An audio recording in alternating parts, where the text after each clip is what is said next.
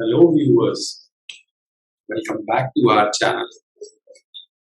कैसे हैं आप लोग?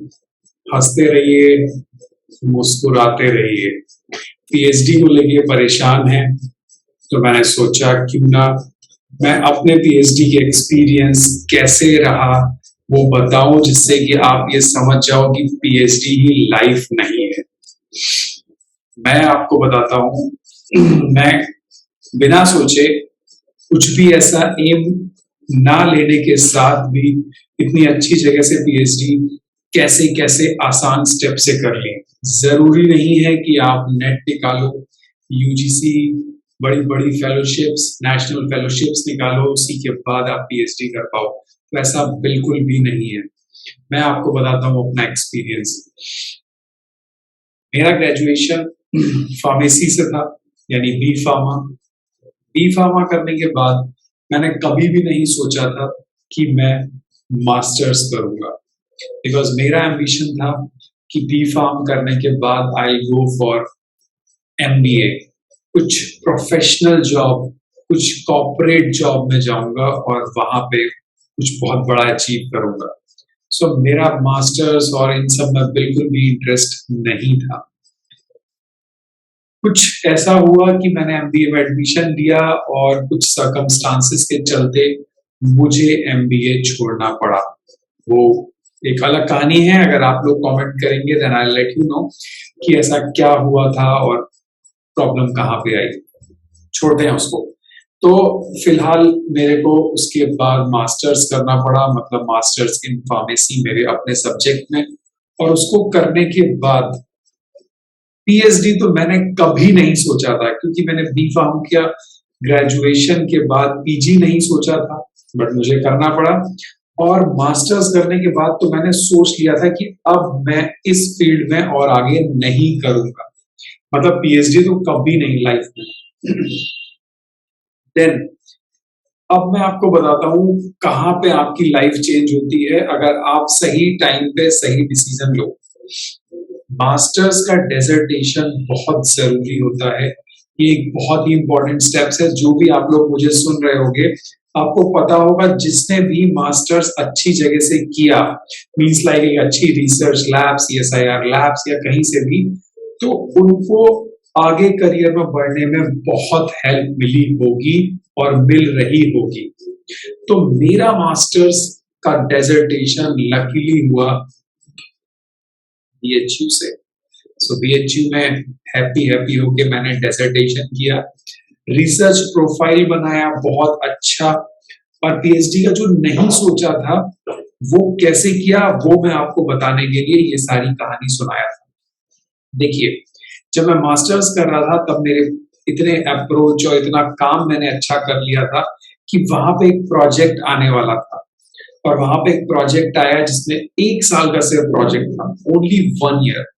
फिर उस प्रोजेक्ट में जेआरएफ की पोस्ट थी और मैंने इंटरव्यू दिया, जेआरएफ क्वालिफाई किया। लकीली वो वही प्रोजेक्ट मेरे टॉपिक से रिलेटेड था जिसमें मैं काम किया था।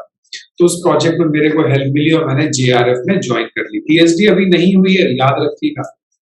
अब कैसे हुई?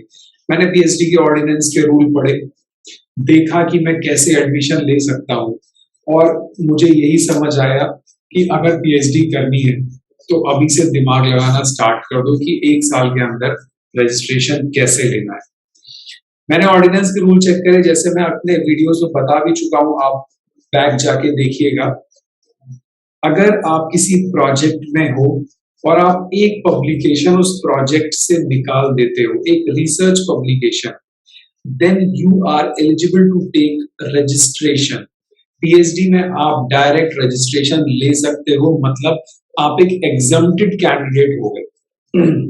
तो मैंने क्या किया, अपने प्रोजेक्ट के काम को ऐसा खत्म किया और उसके बाद मैंने एक पेपर निकाल के इस कैटेगरी में एलिजिबल हो गया। फॉर्म हालांकि आने वाला था, बट होता है ना कि पीएचडी अब करने का जुनून सवार हो चुका था, मतलब चीजें चेंज होती रहती है। एम फॉर्म के बाद बी फॉर्म नहीं सोचा था, सॉरी बी फॉर्म के बाद एम फॉर्म नहीं सोचा था, एम फॉर्म के बाद पीएचडी नहीं सोचा था, बट उसके बाद ये हुआ कि नहीं, पीएचडी तो करनी ही करनी है। तो फिर मैं एक रूल से एलिजिबल था, बट मैंने रेट का एग्जाम भी दिया। अब रेट के स्टूडेंट सुन रहे होंगे, सर रेट का रिजल्ट ही नहीं आ रहा तो हम क्या करें? क्योंकि मैं CSIR नहीं दे सकता था, मैं फार्मेसी से था, not eligible for CSIR, JRF और UGC JRF कुछ भी, बिकॉज हमारा सब्जेक्ट नहीं होता है। देन मैंने वो सब्जेक्ट नहीं था, इसीलिए इस कैटेगरी को छोड़ के रेट का एग्जाम दिया BHU का, और उसको भी क्वालिफाई किया। अब मैं दो जगह एलिजिबल था, एक रेट के थ्रू और दूसरा एक पेपर के थ्रू PhD ले सकता था, क्योंकि मैं प्रोजेक्ट में था और उसी प्रोजेक्ट से मैं पेपर निकाल चुका था। तो मैं यही कहना चाहता हूं कि जिन लोग का नहीं हुआ है या वो JRF नहीं कर पाए क्वालिफाई, परेशान होने की कोई जरूरत नहीं है। मुस्कुराइए, ऑप्शंस की कमी नहीं है, आपको सर्च करना है। तो ऑप्शंस को सर्च करिए, 100% मिलेगा। जैसे अभी एक स्टूडेंट मेरी है, मैं नाम नहीं अभी बोल रहा हूँ, उस वो भी बहुत परेशान थी और उसके बाद उसने मुझे बताया, सर अभी मेरा एक प्रोजेक्ट में इंटरव्यू है JRF के लिए। सो मैं उसको बोला, मैंने कहा तुरंत तैयारी करो, बहुत अच्छे से तैयारी करो, this is one of the best chance कि तुम्हारे पास JRF नहीं है, तुम PhD कर सकती हो अगर तुमने यूनिवर्सिटी डिपार्टमेंट के अंदर एंट्री ले ली तो ऐसे ही आपके पास ऑप्शंस की कमी नहीं है। अगर डाउट है तो प्लीज पूछिए और अपने डाउट्स क्लियर करके जल्दी से BHU या फिर किसी भी अच्छी यूनिवर्सिटी, अच्छे इंस्टीट्यूट में आके रजिस्ट्रेशन लेके डॉक्टर बनने का टैग लगाइए अगर जुनून है तो। सो दिस इज ऑल कि कैसे मैंने किया, मुझे लगा ये शेयर करना जरूरी था। और भी कुछ टॉपिक्स आप लोगों ने बोल रखे हैं, जैसे क्या सर जैसे PhD में रजिस्ट्रेशन लेने के लिए बहुत स्ट्रगल करना पड़ रहा है, तो क्या इसके बाद जॉब के लिए भी करना होगा?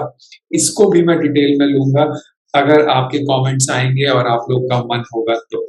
सो this is fall this is all for this. So परेशान मत होइए, डाउट्स क्लियर करिए। मिलते हैं नेक्स्ट वीडियो में। सब्सक्राइब करिए, कमेंट करिए, टेलीग्राम से जुड़ना मत भूलिए, वहां पे काफी लोगों की प्रॉब्लम बहुत ही आसानी से सॉल्व हो रही है। So thank you, have a nice day, smile.